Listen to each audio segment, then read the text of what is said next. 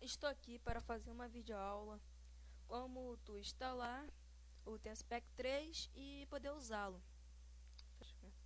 Tu vai, bem, para começar, eu vou deixar este link aqui que você vai usar para instalá-lo, para instalar o TenSpec na descrição do vídeo.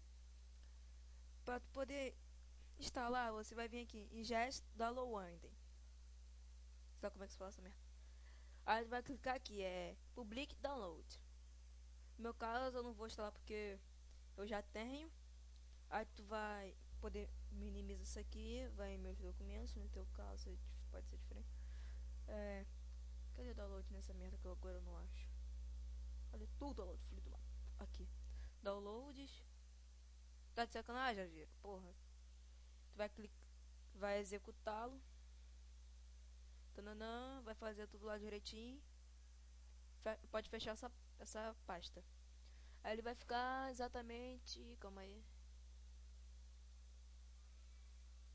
Porra, o teste tá demorando.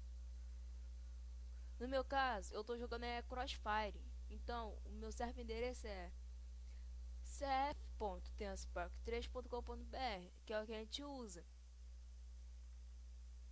Então você vai vir e vai fazer isso aqui, ó.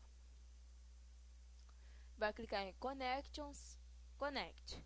Aqui você vai colocar o server endereço do seu clã, dependendo de qual jogo você joga. Se eles já tiverem, então, caso eles usarem TS, você vai clicar em, vai colocar aqui seu nickname, que você vai entrar. No meu caso é esse aqui, e aqui você vai colocar uma senha. Tu vai clicar em Connect.